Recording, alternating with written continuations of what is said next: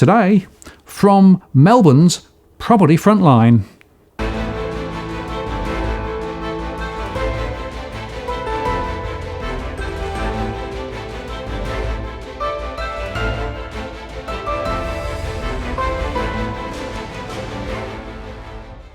Hello again, it's Martin North from Digital Finance Analytics, with the latest post covering finance and property news with a distinctively Australian flavour. Today I'm joined by Catherine Cashmore. Hello there, Catherine.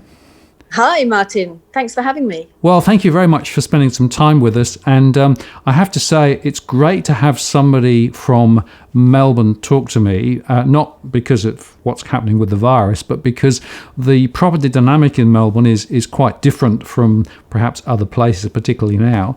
But I'd like to start just by giving you a chance to introduce yourself, because I find it quite complex to explain what you do, because you do financial education, you're a buyer's agent, publishing, a lot of other things. So tell the story a bit, will you?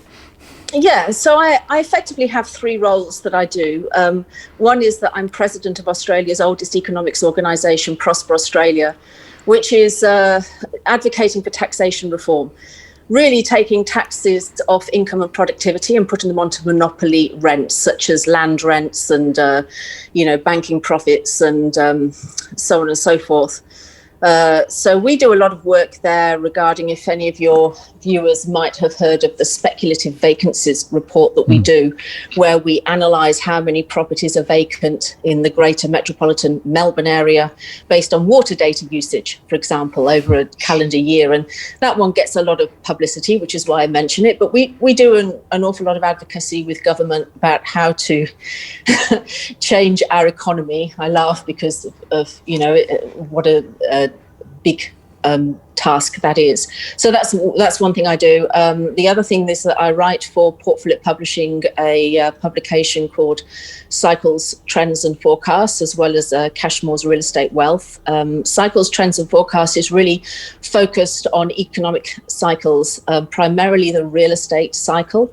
So we do a lot on the 18-year real estate cycle, which is something that is very evident in the US and the UK, for example, in particular, but we have synchronized with that cycle at times, and we certainly do at the moment.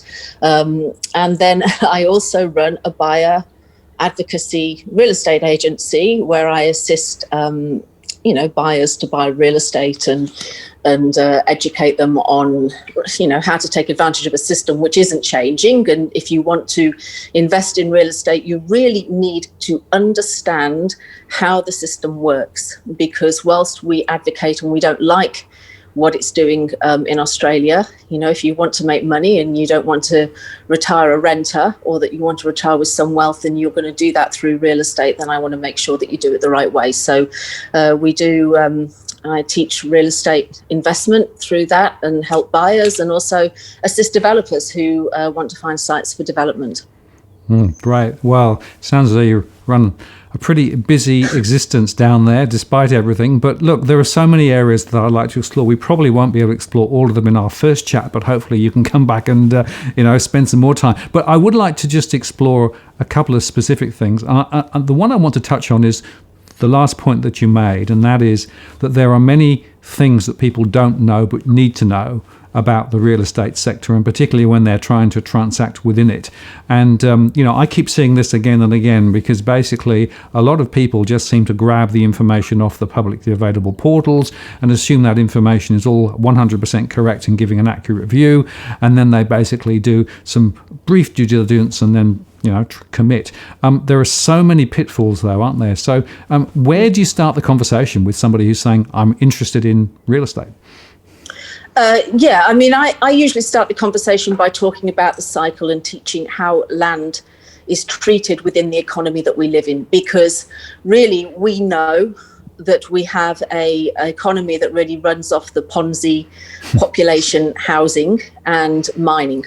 And our taxation system leans people towards speculation. It encourages people to speculate on real estate. And that's really when economic crisis hit. We find that we have, it's not, it doesn't matter what triggers a financial crisis. It's the fragility of the system when that financial crisis is triggered that really exposes the problem that we have here.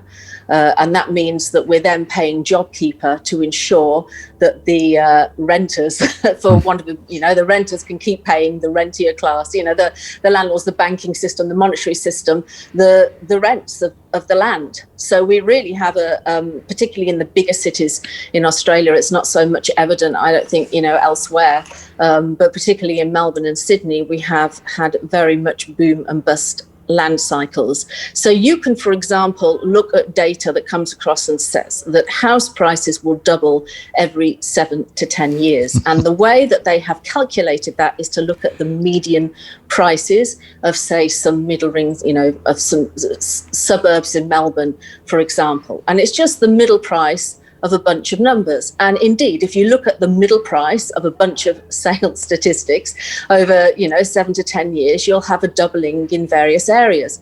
But you can go and buy real estate and find that you've purchased something that is going nowhere in price. In fact, it's probably going backwards in price. For example, if you purchased an apartment, an inner city apartment, or if you follow one of the many property spruikers out there that try and take you out to some regional area because it's about to go off and promise you that you're going to get positive rental income and the golden egg of capital gains as well. And, your property price goes nowhere. And then a financial crisis like this hits and you probably lose your renter. Or you can find areas where prices haven't just doubled in 10 years, they have tripled. And that is very much the reality in some of areas in Melbourne. So it is something where, the way that I really feel about it is I want people to have their eyes open to the reality of what's going on. So if they can understand why we have a property cycle, how the tax system plays into that and get wise about it, understand what property is worth. It's what the bank is going to lend, which is part of the economic cycle. It's worth what you can sell it for, right? So any property you buy, for example, you want it to appeal to as broad a buyer demographic as possible. So buying an apartment where we know that 7 out of 10 investors buy apartments and they wax and wane, then and the people that live in apartments are mainly student renters. I used to say we'll run out of student renters before we run out of apartments, and we're actually now running out of student renters because of the nature of this crisis. But yeah, you need to have really some understanding of it, because if you don't, you're going to open Facebook and you're going to open Instagram,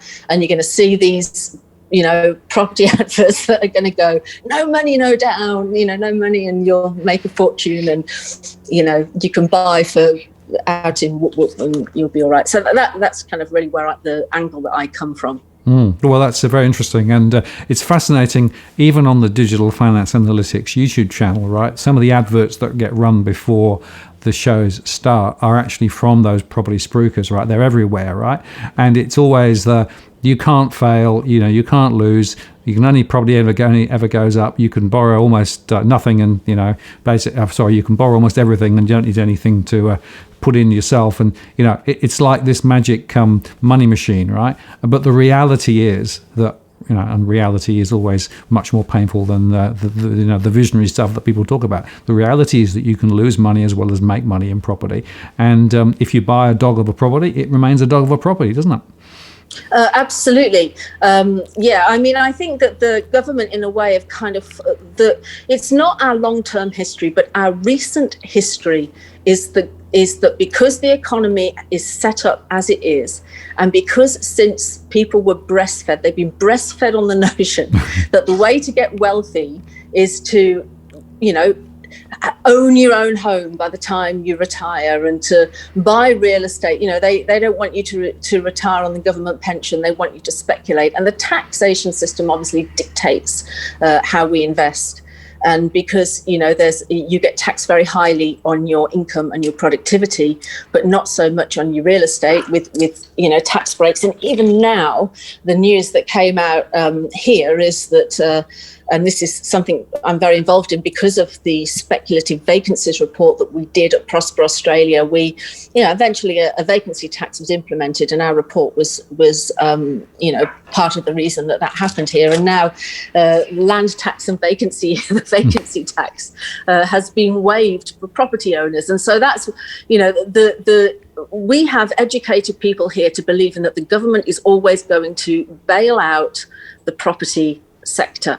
And that's exactly what we're seeing now. And it's what we're seeing with the incentives. When you have a economy that is bent towards land speculation, then to get out of a financial crisis as quickly as possible, unless you're going to completely re-educate the population into, taking away this idea that you need to speculate on land, then everything is thrown at the housing sector. Now, what's happening here is that there's a tremendous amount of money being thrown at infrastructure investment. And we know that if you throw money at infrastructure, that directly feeds into land prices. Build a new train station and the property prices go up. The construction sector, I mean, what have we seen so far? From the RBA, for example, at the beginning of all of this, they suggested shutting down the real estate industry to remove the perception that there was going to be any real estate crash. And then most recently, which is the report that, would have you spitting out your tea, was the one that said that we have an apartment shortage.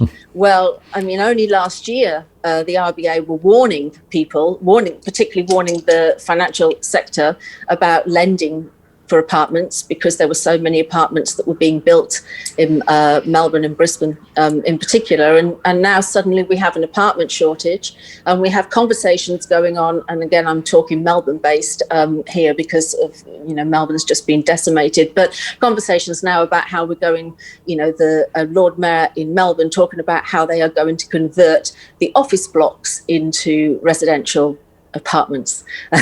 And we have there's no students to fill them. It's just amazing. But of course you can see what it's all leaning for. It's all leaning towards saving the property sector, and that's really ties into bringing international students back into the country, because they're the ones that are going to populate the inner city apartments. But and so I think because Australians have got used to the government bailing out that sector, they kind of feel that property is never going to die, because just like after the GFC, where up to 35 grand was given to first home buyers to go and buy a home, and property prices where everywhere else in the world the property market was crashing between 2009 and 2010, our property prices over here went up by 25%. Just unbelievable. So people have a lot of faith that that's just going to be the way it continue. But it wasn't historically always the case. It's just very much recent history.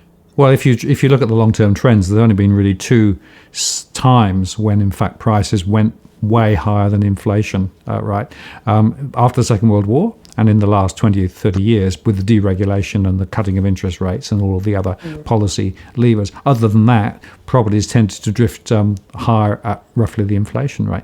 But just in terms of those vacancies, let's just be really clear. Your position is, and I think my data would confirm it as well, that there is plenty of vacant property in and around Melbourne. An extraordinary amount of vacant property, and it waxes. It follows kind of the boom in obviously the in the construction. So and also it becomes, and it's hidden. So the idea that we did the reason behind the speculative vacancies report, we've been doing it for about 10 years now, so we have a fair bit of data behind it, was because the only metric for vacancies is the short-term vacancy rates, which is based on the amount of investor-owned property that is advertised compared to, over a 3-week period, over a very short time period. We wanted to expose how many people were just holding onto properties that were vacant. And it can be for a number of reasons. It doesn't always have to be just because they're speculating. But I tell you what, they wouldn't be holding on to them if there was, if they didn't think that at some point somebody was going to come along and pay more than what they purchased the property for. But when, a few years ago, it was over 80,000 properties we identified as vacant for 12 months or more.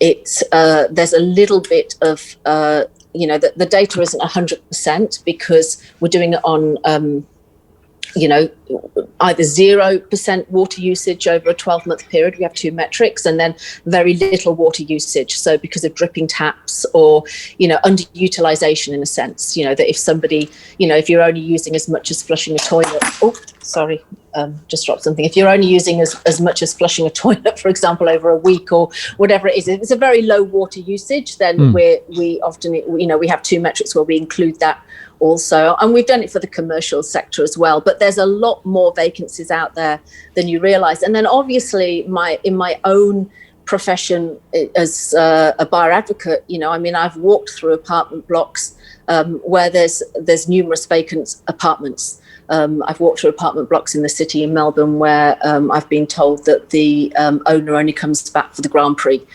for example. So it's very evident when you work within the industry, but it's just not known. And we got the vacancy tax. It took a few years and really a lot of media attention before they started to take notice. And we weren't advertising a vacancy tax. Our policy, our application is really for land to remove taxes elsewhere and to put them onto land, to implement land taxation to encourage building activity and to discourage vacancies. But they implemented a vacancy tax, low-hanging fruit, really. Yeah, and the point there, of course, is that not all the vacancies are ever disclosed in any of the real estate statistics that are out there, as you say. Many people have bought property and just basically sitting on it, assuming that the value will go up over a number of years. And I've heard a few people argue that as soon as somebody goes into the property, and it's no longer new, as it were, that actually devalues it. So it's better just to keep it in pristine condition and just let it sit there, right? And so I'm not sure that anybody really knows how many truly vacant properties there are around the place. There might be some people could pop back occasionally, but it's certainly a much bigger number than traditionally would be approved of or indeed advocated by, for example, the construction sector, who continually argue we have not got enough property. And yet anybody with half a brain understands that actually there is plenty of property around. It's just that it might not be accessible, and that's a very different conversation point. And it goes back to the broader issue, which you sort of touched on, which is the Ponzi scheme, which is build more, fund it more, lend more, build more. Increase the balance sheet, increase the size of the portfolio, and there's a superficial wealth creating mechanism there, but it is frankly superficial insofar that until you go to price discovery and actually know what your property is worth, you don't really know, do you? Not at all, no. And we could easily go down another tangent there, which is data. And that ability of the public to access the data that they need to assess whether they're paying a reasonable price for a property. But the reason that people keep their, the thing is the value is in the land. The value isn't in the building. And of course, people will keep apartments empty because, anybody should never really buy a new apartment, because the value of the new building here will start depreciating before the locational value can appreciate and really go anywhere for an investor. So you do see a lot of apartment blocks that are purchased and kept empty. That's been something that's been happening for a long time. And of course, the building quality, we've known it within the industry for years, that the building quality has been really poor, but now it's only being caught up. So you are right. This is all about people have to wise up to what is happening. And it is unbelievable how many people in the property industry still claim we have a shortage. Now, we don't have a shortage of roof space. We could house everybody quite comfortably in this country with the accommodation that we've got. What we've got is that we have unaffordable property, where people can't access property at an affordable level within areas, which are well serviced with infrastructure. Those things are dynamics that are within the market. But it's good to pay attention to the number of vacancies. We do it by suburb, so you can access our reports online and see how many vacant properties there are within your particular suburb. The only time you are going to see those vacancies is when we have a crisis like we have now. And if you look and see what's happening to the property market in Melbourne in particular, because let's face it, Melbourne is the state, Victoria is the state that's been decimated, but Melbourne is the city that's really going to suffer. And that is the amount of apartment stock that is coming onto the market. It is an apartment apocalypse happening that agents in the inner city have never seen anything like it. When this first hit and all the short-term lets came online and the student renters kind of evacuated, it was an unprecedented amount of property. That's what you need to know, when the crises are going to happen. And that's what I write about, obviously, in Cycles, Trends and Forecasts. It is predictable, it is predictable. The second thing that you need to understand is to protect yourself, as to, if you are going to buy into real estate, knowing what to buy and where to buy, but also knowing what the dynamics are that you can't access in the data, because if you can't see it, you're not going to see it until the crisis hits. And that goes to something that I know that we both are invested in, which is accessing sales data, which is a problem. Yeah, and just to be really clear, one of the amazing pieces of evidence that I keep seeing is that the prices being quoted on the public portals as to what a property is worth is based on the last available information, which is the asking price.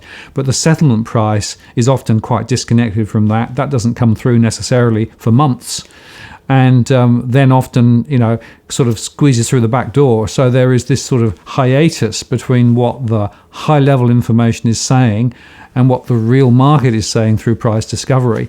And of course, in a falling market or in the difficult market, those gaps can be very large, and yet the existing information flows that exist and are available for most people are actually telling the wrong story. Well, for years, sales data has really only been available to any significant degree to real estate agents. You had to have a real estate agent's license to be able to access the databases. Now, when I access a database here of sales data, I can see the withheld prices. So there's a lot of conversation about real estate agents withholding prices. The reason that they do is because they either get a request typically from the buyer or the seller to withhold that information, and then because you're not going to be able to access it until settlement, as you said, which is 3 or 4 months down the line and too late to actually use it. And then the other problem that we have at the moment is that there's a lot of opaque that's going on in the market because of the number of off-market sales. So transactions are extremely low. That, in a sense, is a real estate crash. It's just one that doesn't get recorded on price data, because the thing that really crashes the market at the end of the cycle is when you get a flood of foreclosures that hit the market. And, we haven't got that at the moment, and we're all aware that policy and lockdowns and things could force that situation. We'll just have to keep an eye on the market. But the other thing is that in markets like this, nobody wants to pay for advertising. So you don't see how many properties are on the market. So stock on market just suddenly becomes, it's relevant, but it's not as clear as it should be. And that's one of the things that you have to watch if you want to understand where prices are going to go. If you're suddenly starting to see a lot of uptick of stock, then there's going to be a bit of a downturn, particularly at times like this. I mean, I'll give you an example. In 2018, when we had the Royal Commission going on, it was a worse downturn than we're experiencing now. It was really bad. Nobody wanted to buy and nobody wanted to sell into that market. The market turned really before the election, and the first indication of it was, again, if you're working on the ground, you just suddenly saw that stock dried up. Because there'd been a lot of stock as prices had continued to fall throughout 2018, and owners realized that prices weren't going to reverse and that it was just getting worse and worse. There was a rush of stock that went to the market, and as soon as we started to see those stock numbers drop, then the market, the clearance rate started to tighten up, and then the election just gave the kick sort of at the end of that. So these are things that people, they need access to this data, and we have an absolute monopoly on real estate data, and it comes from core logic. American-owned company that have a monopoly on real estate data that we used to be able to access at Prosper Australia to do our studies free of charge. Here we now have to pay thousands and thousands for, because they can charge whatever they want. It's like when you see the land titles being sold off, being privatized. That should never be privatized. People, when it comes to housing, we should never have withheld prices. It should be very clear, and people should be allowed to make educated choices. Absolutely. Well, it's interesting, in New South Wales, you can still get transaction data from the titles registry, right? But that's not true now of a number of other states, where effectively it's all been privatized and behind the veil. Correct. I mean, it's really terrible, what's going on. I mean, it's an interesting situation in Melbourne at the moment, because they've effectively stopped people selling their houses. So right now, you might have bought into the market, but you can't sell in it because nobody can go and view a property or take photos of it. So I mean, it becomes just a crazy situation. Yeah, absolutely. Well, obviously the local market there is pretty much frozen, and of course the auction clearance rates were very low. But a more general question about auction clearance rates, they are over-reported and overhyped like you wouldn't believe, for obvious reasons. But they really don't tell you very much at all, do they? No, not at all. So only around, it depends on whether we're really in a boom. If we're in a boom market, then there'll be more properties auctioned than there will, say, if we're in a market like now. But around, between sort of 15 to 20% of the entire property sales here are auctions. It's a very small percentage, and it happens predominantly in the middle and inner ring suburbs. You don't see it on the outskirts so much. And it really is just a monitor of the heat in the market. So they do give an indication, of where prices are going to go, but that's because they increase the volatility in the market, if you like, because it's a bit like standing on a trading floor. If you're a buyer and you've been to 2 or 3 auctions and you keep missing out, and you think, you just get caught up in the whole thing of, well, I'm not going to miss out again. And like the auctioneers say, give up your weekends, get back your weekends, just 1,000 more. So you go and pay a little bit more for the next one. But the auction market is a very small percentage. The thing to look at is the number of transactions. And that's why I say we're effectively in a housing crash of what you see now, because when transactions really dry up, everything dries up. And, that's where the state's getting their taxation dollars from, is the stamp duties and everything. And so when you see people just, the transactions freezing up, then that's probably more of an indication of the overall health of the real estate market than looking, the actual percentage of dollars that have been transacted over any one weekend, other than looking at the auction clearance rates. Certainly it's not something to buy into. Absolutely. Well, yes, please note it that some of those portals who week after week keep coming out with great news about auction clearance rates, and of course all the mainstream channels also report it on their evening news on a Saturday evening, right? It's like, why? I mean, it doesn't. It's relatively meaningless. It gives a little bit of an indication of the heat in the market, So, but yeah, it's not. You don't want to base your research on it. Absolutely. Now, you intrigued me by saying something at the start of the conversation about 18-year cycles, right? And I've done a couple of other shows with other people who are cycle believers, from Harry Dent and other people too. I think it's worth just, as we sort of come to the end of this conversation, coming back to that, because the view you would have is that some of this is predictable. Yeah, it is. Look, cycles research is, some people buy into it and other people don't. But there's a lot of data sitting behind the 18-year real estate cycle, as too there is with a lot of cycles research. And that's why people start looking into it. It goes totally against the mainstream.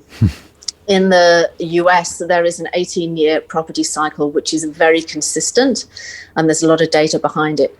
Now, I know you had Phil Anderson on the show not so long ago, Phil, I used to work with Phil. He's written a book on it about, sort of what goes on in the US. But a lot of that data we've had locked up in the archives in Prosper, Australia, and also one of our associates, Fred Harrison, in the UK, has done a tremendous amount of research on the 18-year cycle going back to the 16th century in the UK, and he's really done more work than anyone else on it.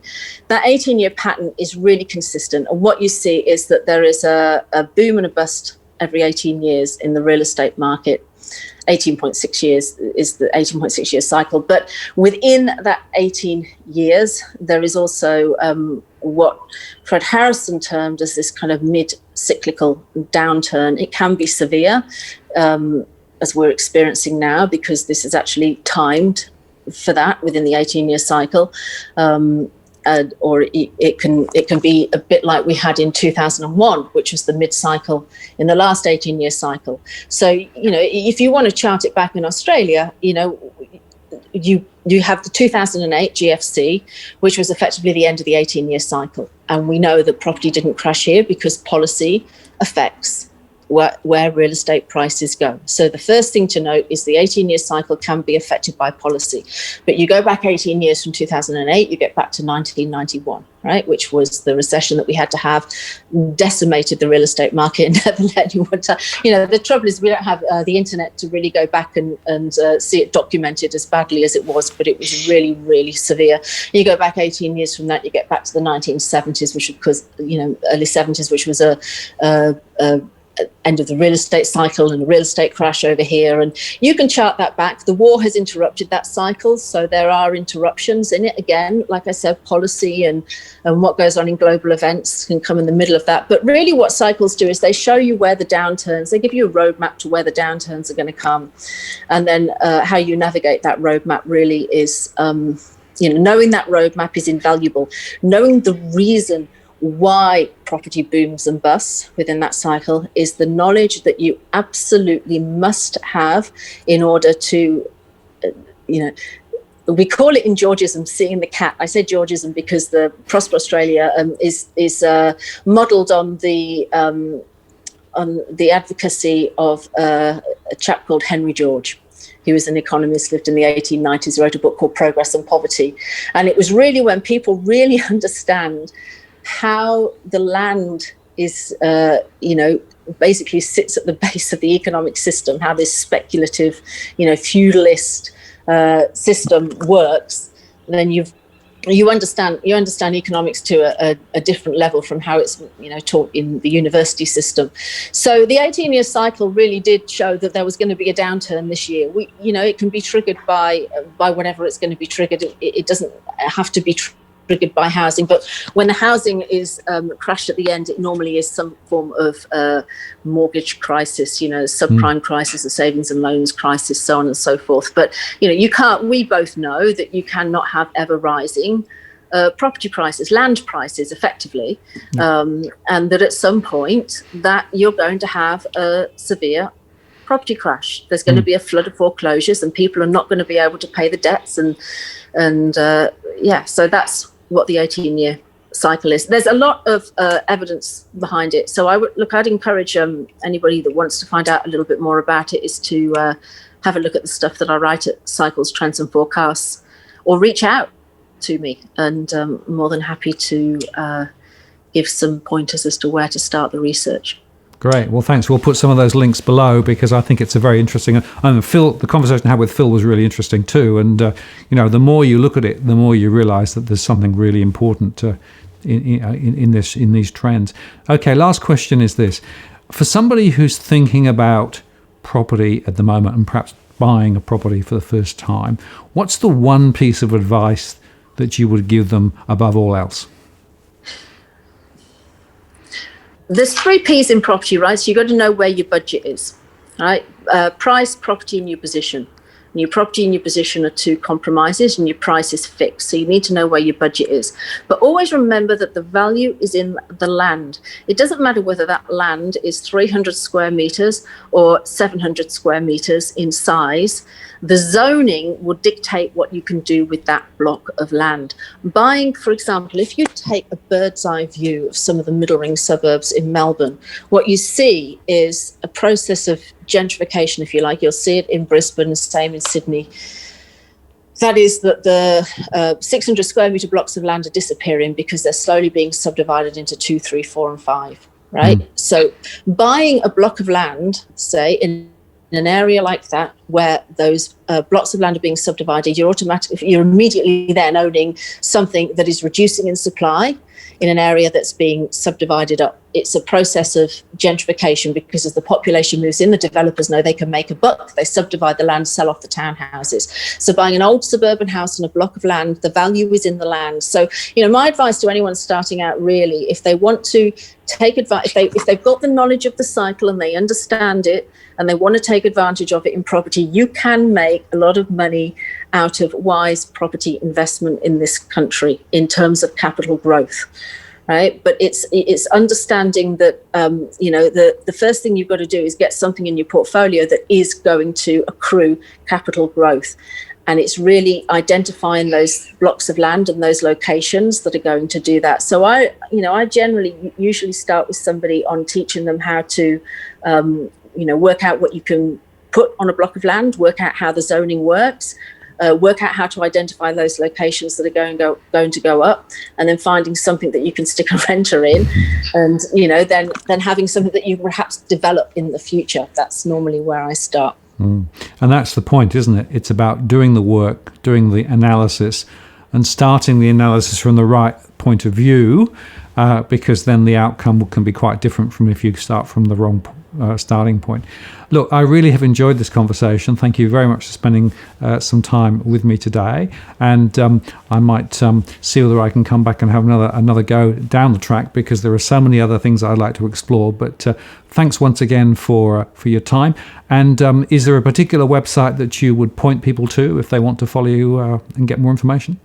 Yeah, there's a few. They can go to cashmoreco.com.au. They can have a look at what we do at Prosper, prosper.org.au, or go to Fat Tail Media Cycles. Just Google Fat Tail Media Cycles Trends and Forecasts and have a look there. They'll find ways to reach out. Just terrific. Well, send me the links and I'll make sure they're also in the comments below. Thanks very much for your time today. I will do. And keep Thanks, safe Martin. down there in Victoria. Yeah, will do. Thanks so much, Martin. Really enjoyed it. Thanks. Take care. Thanks.